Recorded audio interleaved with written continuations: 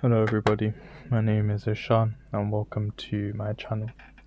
If you've watched my last video, I was talking about the amygdala, and I was referencing a lot to the hippocampus, and I did mention quite vaguely in that video that the hippocampus was for the memory aspect of your brain and learning.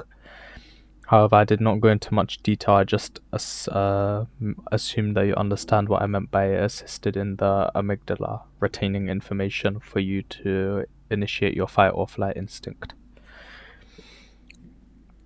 This structure is also very helpful in spatial navigation, and it's a core component of the limbic system, sorry. And this system is involved in emotional regulation, memory consolidation, and, as I said, spatial orientation. There are multiple systems. Today I'll be focusing and referring to the limbic system a lot. I will be talking about systems in separate videos. However, for now you just have to get your head around that the hippocampus and the amygdala are both part of the limbic system. Now, I've already gone over this in the intro quite a bit, but it's a curved seahorse-shaped structure, and it plays a critical role in the formation of declarative memories, such as fact and events, and anatomically is basically composed of subfields. Subfields, some examples are CA1, CA3, Donate, Gyrus, which all have specialized roles in encoding and retrieval. Now, I will go over some of the subfields in separate videos. I might just label it subfields 1, subfields 2, subfields 3, and then go over different subfields. However, for now, the main one I will be talking about are the CA subfields, specific CA subfields, which all have specialized roles in encoding and retrieval, as I'm going to be mentioning. The name derives from the Greek word hippos, which is horse, and campos, sea monster, due to its unique shape. Now, it's located, as you can see on my diagram, here. And as you can see, it's connected to the amygdala as well. And it lies deep within the medial temporal lobe. Now, if we assume that the front is around here, maybe this would be the prefrontal lobe, frontal lobe, and then the occipital lobe, and then of course the medium. That's how I remember it. The middle of the brain, and temporal lobe. It's one of the lobes that I'd mentioned in one of my earlier videos when I was talking about the prefrontal cortex. And there's one hippocampus located in each hemisphere of the brain, so it's in different parts. As I said in my previous video, it works closely with the amygdala and other limbic structures. Now, the thing is with this, it's another limbic structure you would probably not know about, or if you do, I will mention it in the next video. It would be the entorhinal cortex. So it's not very similar to the cerebral cortex, although it does sound the same. It's still in the limbic system, which I'll have to mention more. Its location here supports this role, as everywhere in the brain retrieval is a very important part of its processing, and this supports this role in integrating information from multiple sensory and cortical areas. However, people would get confused now, thinking that I'm talking about memory a lot.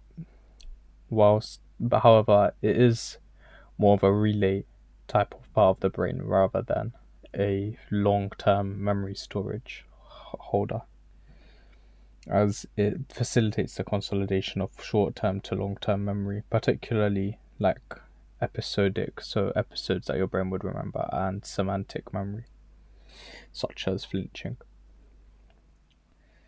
Now,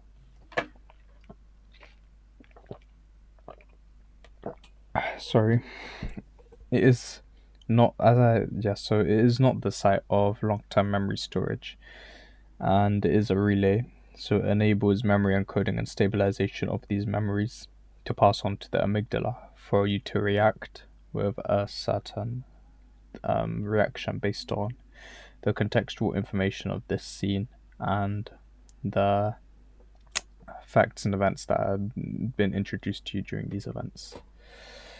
Now, damage to the hippocampus typically results I thought I would get onto this now before I had to go on to the stages of memory, as it could result in a type of amnesia called if I remember correctly, it's anterograde amnesia, where you're able to form new memories in your head, but you're not new memories. You're not able to make, you're not able to form new memories.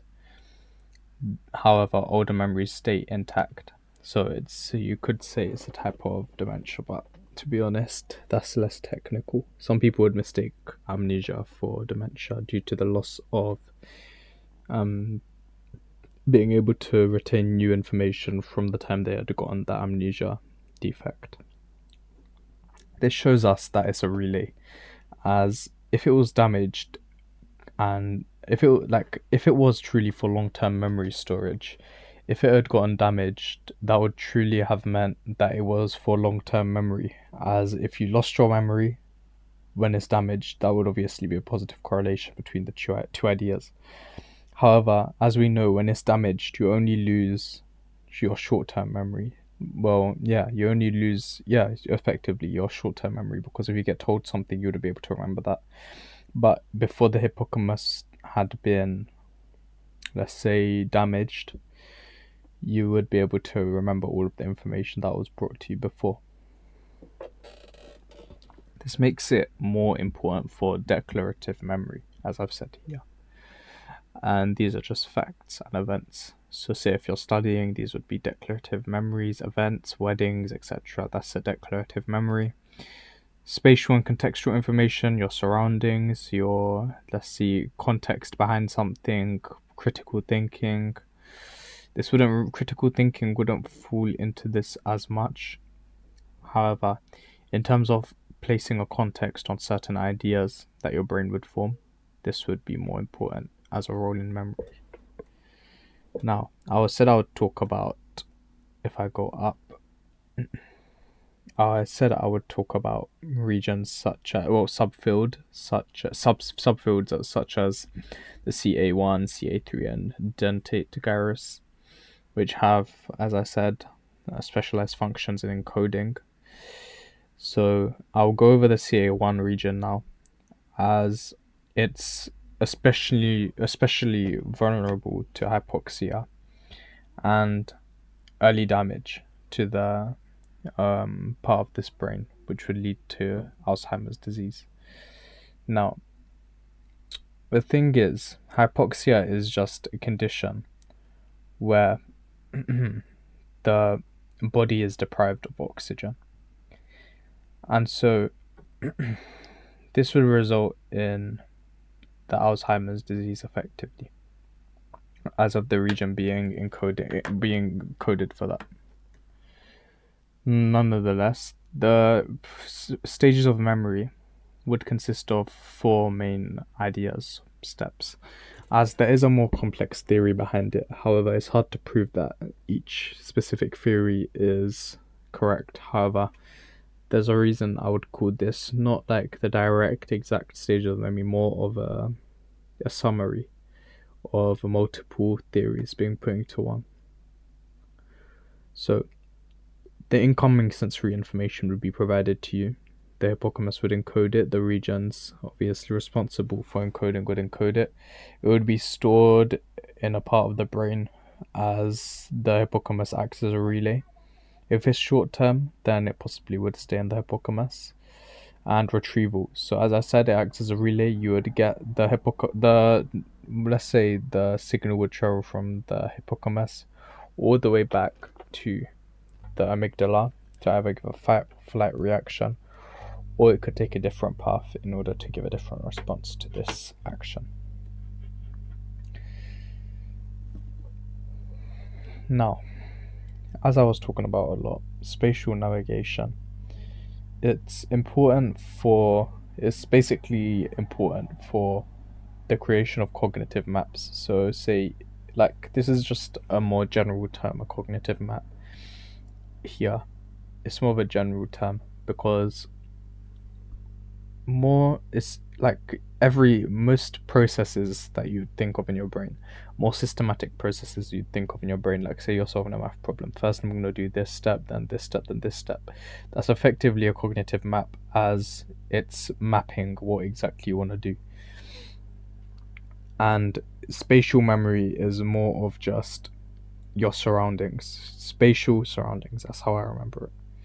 And it allows navigation of similar environments, well, familiar environments similar to what you have previously experienced.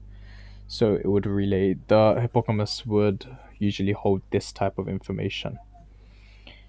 So damage would be the inability to learn new spatial information. So say if someone had damaged their hippocampus and they still lived in the house they lived in before the hippocampus was damaged, they would be able to navigate it. But say they went on a road trip with their family and they ended up at their, let's say, a cousin's house who they haven't, like, let's say they went to a different hotel or something. They stay at the hotel, they wouldn't be able, they would, like, understand it at first how to navigate, but say after a short time period they would forget, and so it leads to the inability of their, like, they haven't effectively learned their new environment or surroundings, in other words, which is why I'm showing a mouse here, because this is how spatial navigation being linked to the hippocampus was discovered, through mouses being put in a maze and then the scientist detecting brain waves in its hippocampus, noticing that a lot of waves were emitted during this time. Now, a mini case study I would be able to form off of this. I did say I was going to stay away from case studies in my last video, however, I felt like it was necessary in allowing me to give you evidence as to how you know this is all true. So, this mini case study on Henry consisted of him suffering. Let's just pause because there's an ice cream truck outside.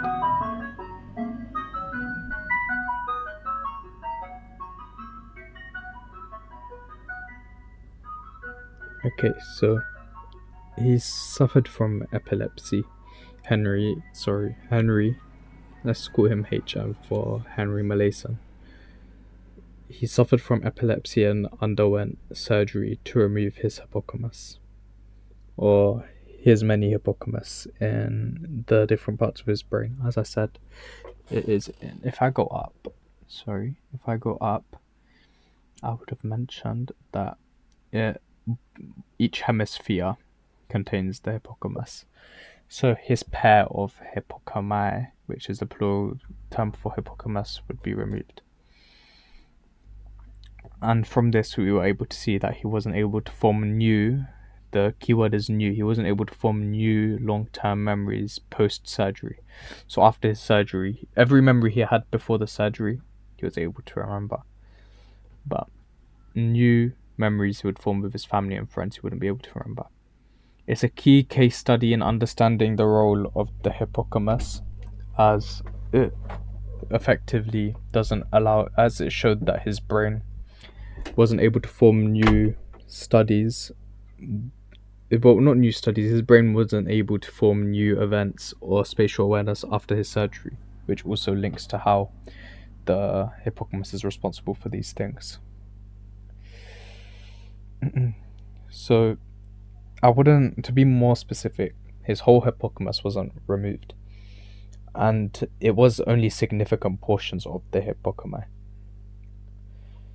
And he had some amnesia as well.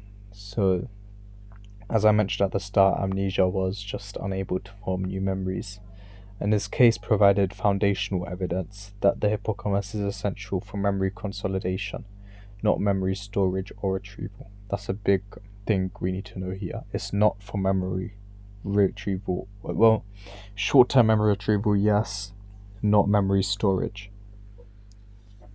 Now, this is a brain scan of a scanning of a damaged hippocampus.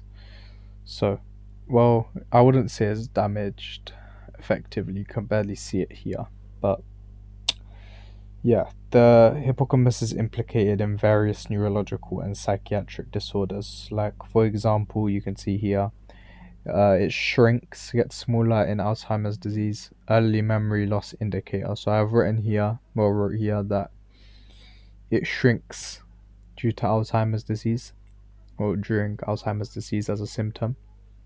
And this is an indicator to memory loss, as there would be no relay to produce this memory anymore. So let's think of it as a neurological wire, just a wire, like a normal electrical wire. If you take out the middle section of that wire and you're not connecting it to the other part of that wire anymore, with no doubt that wire wouldn't transmit the electrical signal to the other side anymore of the other wire. So by it being a relay, it's that missing piece in allowing the electrical signal to go. And say if this wire shrinks, let's keep this analogy of a wire. This wire shrinks, the hippocampus shrinks. Now, there would be more resistance in the wire because it would be a smaller wire, and obviously it would be harder for the signal to go through. Now, epilepsy often originates in the hippocampal region. So if I go back to the mini case study up here, he had epilepsy and he had to remove his hippocampi. That's how we know it originates in the hippocampal region. So, for example, in temporal lobe epilepsy, seizures, like there is different types of epilepsy, but seizures often originate in or spread to the hippocampus. So that's how you know. And PTSD and depression also show a altered hippocampal structure, as chronic stress leads, for example, chronic stresses such as these lead to elevated cortisol levels, as I'd mentioned in my last video, which can cause hippocampal volume reduction. Now, cortisol is released by the amygdala, as I had mentioned in my last video, if you retrieved that. And this cortisol would lead to the function of the hippocampus, well, the volume of the hippocampus to decrease, so your body wouldn't be experiencing as much stress. So say, for example, you're stressing about something, you're thinking about it all the time, you're retrieving that memory all the time of those bad things happening, it would shrink, and so this would result in you being able to retrieve less memory, which would result in PTSD and depression. Structural and functional changes we can make from all of these in the hippocampus can serve as severe biomarkers for disease progression and therapeutic efficacy. Well, I don't want to use the efficacy, more of therapeutic lack, so they lack more of a therapeutic side of it. Now, what we can push from this out of this video as a summary is that it's involved in learning, memory, and navigation. Case studies and clinical research show its significance, and it's vulnerable to damage, but crucial for cognitive health. Now, if I go through each of these bullet points, the hippocampus is, it's a multifunctional structure in both hemispheres of the brain, and is central to episodic memory, learning, and navigation. So it basically functions as a key processing hub, and it allows you to integrate sensory and cognitive information within your brain as a whole, as a relay. As I keep saying this word, you need to get this word, like, if you're thinking about the hippocampus, it's always relay. And damage to the hippocampus leads to distinct cognitive defects, and this highlights its functions to multiple parts of the brain.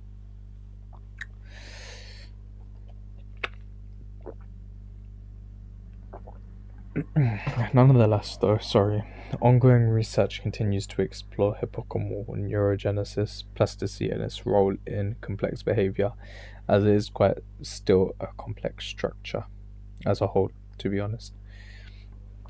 Because, as you can see, it's for such a small part of the brain, it has one of the most important functions. If this is lost, then to be honest, most of your function is lost, and it would be hard for you to find a job, etc., etc.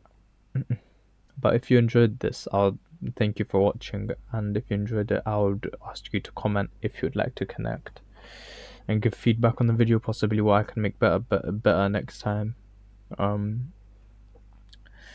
If you would like to ask for another idea, I would put it in the comments, please, so I could look at it.